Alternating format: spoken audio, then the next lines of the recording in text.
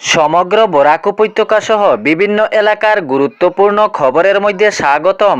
আজ হলো 31 মার্চ 16 চৈত্র মঙ্গলবার। আজকের প্রথম খবরটি হলো ভোট গণনার পূর্বেই আসনের সমীক্ষা দিলেন অসমের মুখ্যমন্ত্রী ডক্টর হিমন্ত বিশ্ব শর্মা। এখনো রাজ্যে নির্বাচন প্রচার চলছে, কিন্তু এর মধ্যেই আসনের সমীক্ষা দিলেন মুখ্যমন্ত্রী ডক্টর হিমন্ত বিশ্ব শর্মা। তিনি জানিয়েছেন, এবার কংগ্রেস দলের আসন নিয়ে যে গুজব আসবে তা কখনো এরকম হয়নি। এবার কংগ্রেস দল রাজ্যে বুঝতে পারবে কতটুকু আসন পেয়েছে এবং কতটুকু আসনে অনেক পিছনে রয়েছে। কংগ্রেস দলের যে আশা রয়েছে রাজ্যে আসন নিয়ে, তাহা কোনোভাবেই সম্পূর্ণ হবে না। অসমের মুখ্যমন্ত্রী ডক্টর হিমন্ত বিশ্ব শর্মা বক্তব্যের মাধ্যমে পরিষ্কার জানিয়েছেন, কংগ্রেস তাহাদের হারের সর্বকালের রেকর্ড ভঙ্গ করবে। এবার 2026-এর বিধানসভায় বুঝতে পারবে কংগ্রেস দল কতটি আসন পেয়েছে। এই প্রসঙ্গ দিতে গিয়ে অসমের মুখ্যমন্ত্রী ডক্টর হিমন্ত বিশ্ব শর্মা জানিয়েছেন, কংগ্রেস পাবে রাজ্যে 15 থেকে 17টি আসন। এরই মধ্যে তিনি আরও জানিয়েছেন, এআইইউডিএফ এবং রাজ্যের দল সহ অসম জাতীয় পরিষদ কতটি আসন পাবে তাও নিয়ে তিনি মুখ খুললেন। সঙ্গে ভারতীয় জনতা পার্টি তথা বিজেপি কত আসন পাবে এ নিয়েও তিনি বক্তব্য প্রদান করেন জনশ্রুতের সামনেই। তিনি বক্তব্যের মাধ্যমে পরিষ্কারভাবে জানিয়েছেন, রাজ্যে বিজেপি মিত্র জোট 90 থেকে উপরে আরো আসন পাবে এবং এআইইউডিএফ রাজ্যে 5 থেকে 6টি আসন পাবে। এরই সাথে রাজ্যের দল 1টি আসন পাবে রাজ্যে এবং অসম জাতীয় পরিষদ রাজ্যে কোনো আসন নেই, 0 আসনে অসম জাতীয় পরিষদ বললেন অসমের মুখ্যমন্ত্রী ডক্টর হিমন্ত বিশ্ব শর্মা। এরই পাশাপাশি তিনি জানিয়েছেন, উজান অসমে শেষ হয়ে পড়বে কংগ্রেস। কংগ্রেস তাহাদের হারের সর্বকালের রেকর্ড ভঙ্গ করবে। এবার 2026-এর নির্বাচনে কংগ্রেস তার রেকর্ড ভঙ্গ করবে জানালেন অসমের মুখ্যমন্ত্রী ডক্টর হিমন্ত বিশ্ব শর্মা। এর পরবর্তী খবরটি হলো, জ্বালানি সংকট বাড়ায় সাধারণ জনগণের রাতের ঘুম নেই, চিন্তার মধ্যে পড়েছেন আম জনতা। ইতিমধ্যে 60 টাকা করে সিলিন্ডার প্রতি দাম বাড়ানো হয়েছিল, আবারও শোনা যাচ্ছে এলপিজি এর দাম বাড়তে পারে।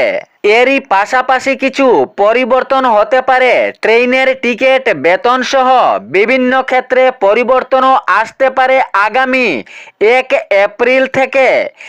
আগামী 1 এপ্রিল থেকে আয়কর আইন বদলে যাবে এবং নতুন নিয়ম আয়কর আইন শুরু হবে বলে সূত্রে খবর পাওয়া গিয়েছে। সঙ্গে আগামী 1 এপ্রিল থেকে প্যান কার্ড সংক্রান্ত নিয়ে কিছু নিয়ম পরিবর্তন হতে পারে। এরই পাশাপাশি আরও কিছু প্যান কার্ড সংক্রান্ত নিয়ে কিছু গুরুত্বপূর্ণ খবর জানানো হয়েছে। 10 লক্ষ টাকার বেশি লেনদেনের ক্ষেত্রে প্যান কার্ড খুবই জরুরি হয়ে পড়েছে। সঙ্গে যদি কেহ 5 লাখ টাকার বেশির মূল্য কোনো গাড়ি কিনতে চান, তাহলে প্যান কার্ড বাধ্যতামূলক হয়ে পড়েছে বলে খবর পাওয়া গিয়েছে। সঙ্গে আরও খবর এসেছে, আগামী 1 এপ্রিল থেকে আরও কিছু পরিবর্তন হওয়ার সম্ভাবনা রয়েছে। ট্রেনের টিকিট বাতিল এবং সঙ্গে টাকা ফেরানোর নতুন নিয়মও কার্যকর হতে চলেছে। ট্রেন ছাড়ার 72 ঘন্টার মধ্যে টিকিট বাতিল করলে টিকিটের ওই সর্বমোট টাকা ফেরত পাওয়া যাবে এবং 72 থেকে 24 ঘন্টার মধ্যে যদি বাতিল করা হয় তাহলে 25% ভাড়া কেটে নেওয়া হবে। এরই পাশাপাশি আরও জানানো হয়েছে, 24 থেকে 8 ঘন্টার মধ্যে বাতিল করলে ওই ভাড়ার 50% কেটে নেওয়া হবে। আগামী 1 এপ্রিল থেকে আয়কর আইন বদলে যাবে এবং নতুন নিয়ম আয়কর আইন শুরু হবে 2026-এ। সঙ্গে প্যান কার্ড সংক্রান্ত নিয়ে কিছু নিয়মও পরিবর্তন হতে পারে বলে জানা গিয়েছে। জ্বালানি নিয়েও কিছু পরিবর্তন আসার সম্ভাবনা রয়েছে বলে জানা গিয়েছে। আগামী 1 এপ্রিল থেকে কিছু পরিবর্তন হওয়ার সম্ভাবনা রয়েছে। এর পরবর্তী খবরটি হলো, আগামী 9 এপ্রিল বন্ধ ঘোষণা। কাছাড় জেলার পাশাপাশি পুরো রাজ্যে বন্ধ ঘোষণা করা হয়েছে। আসন্ন বিধানসভা নির্বাচন 2026-এর প্রেক্ষিতে প্রতিটি নাগরিক যাহাতে গণতন্ত্রের এই উৎসবে অংশ নিতে পারে এবং নিজেদের মূল্যবান ভোট দিতে পারে, সেই জন্য এই বন্ধের ঘোষণা করা হয়েছে পুরো রাজ্যে। জনগণের নিজ নিজ ভোট যাহাতে সুন্দরভাবে এবং শৃঙ্খলাভাবে দিতে পারে, তাই আগামী 9 এপ্রিল বৃহস্পতিবার এ বন্ধের ঘোষণা করা হয়েছে। আগামী 9 এপ্রিল বৃহস্পতিবার কাছাড় জেলাসহ সারা রাজ্যে সব ধরনের ছুটির দিন ঘোষণা করা হয়। অসম রাজ্যের অন্তর্গত সকল সরকারি ও বেসরকারি শিক্ষা প্রতিষ্ঠান সহ অন্যান্য অনেক কিছু বন্ধ ঘোষণা করা হয়েছে।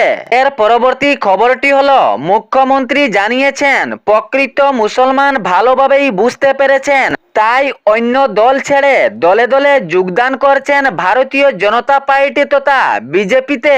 অনেক জায়গায় দেখা যাচ্ছে যে রাজ্যের প্রকৃত জনগণ বিজেপিতে যোগদান করছেন আনুষ্ঠানিকভাবে। মুখ্যমন্ত্রী জানিয়েছেন, যাহারা বিজেপিতে যোগদান করছেন তাহারা ভালোভাবেই বুঝতে পারছেন যে বিজেপি সরকার কি কাজ করছে, তাই উনাদের অত্যন্ত ভালো লাগার কারণেই বিজেপিতে যোগদান করছেন।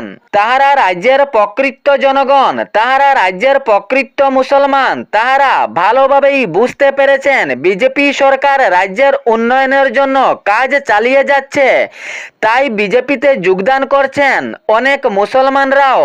তাও আনুষ্ঠানিকভাবে যোগদান করছেন মুসলমানরা, এভাবে জানিয়েছেন মুখ্যমন্ত্রী। ভারতীয় জনতা পার্টি তথা বিজেপি কর্মীরা বা নেতারা রাজ্যকে ভালোভাবে চালাচ্ছেন এবং জনগণের প্রাপ্য তাহার পাশেই দিয়ে যাচ্ছেন, কোনো দালালদের হাতে দিচ্ছেন না।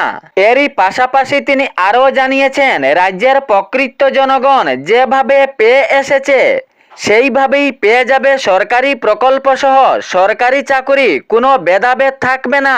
আবারও জানিয়েছেন অসমের মুখ্যমন্ত্রী ডক্টর হিমন্ত বিশ্ব শর্মা। তিনি এই প্রসঙ্গ টেনে আবারও উল্লেখ করেছেন, যেভাবে বিজেপি সরকার পূর্বে থেকেই কাজ চালিয়ে এসেছে, সরকারি প্রকল্প সহ সরকারি চাকরি সমানভাবে দিয়েছে, কোনো ভেদাভেদ করেনি। রাজ্যে আবার বিজেপি সরকার আসলেই সেইভাবে সমানভাবে দিবে, কোনো ভেদাভেদ করবে না। প্রকৃত জনগণের প্রাপ্য তাহাদের ব্যাংক অ্যাকাউন্টে যাহাতে পৌঁছে যায় এবং সরকারি চাকরি সহ সব ধরনের প্রকল্প তাহাদের দেওয়া হবে বলে তিনি পরিষ্কারভাবে জানিয়েছেন। এর পরবর্তী খবরটি হলো, জ্বালানির বহনপাত্র নিয়ে নিষেধাজ্ঞা জারি করা হয়েছে। কোনো পেট্রোল পাম্পে প্লাস্টিক বোতল, গ্যালন, ড্রাম এবং অন্যান্য কোনো খোলা ড্রামে বা খোলা পাত্রে পেট্রোল ও ডিজেল দেওয়া নিষিদ্ধ আজ্ঞা জারি করা হয়েছে। জানানো হয়েছে, খোলা পাত্রে পেট্রোল ডিজেল দেওয়া ঝুঁকিপূর্ণ হয়ে যায়। সংকটের মধ্যে দিয়ে এ নিয়ম চলে যায়, পেট্রোল পাম্পের আইনের বিরুদ্ধে এ কাজ হয়ে যায়, তাই খোলা পাত্রে নিষিদ্ধ আজ্ঞা জারি করা হয়েছে। প্লাস্টিকের বোতল, গ্যালন, ড্রাম এবং অন্যান্য কোনো খোলা পাত্রে পেট্রোল ও ডিজেল দেওয়া নিষিদ্ধ আজ্ঞা জারি করা হয়েছে। এ ছিল বরাক উপত্যকা সহ বিভিন্ন এলাকার গুরুত্বপূর্ণ খবর। এরকম নিত্য নতুন খবর পাওয়ার জন্য চ্যানেলটি সাবস্ক্রাইব করে রাখবেন এবং ভিডিওটি লাইক করে শেয়ার করতে ভুলবেন না, যাতে সঠিক সংবাদগুলো অন্যজনের কাছে পৌঁছায়। ধন্যবাদ।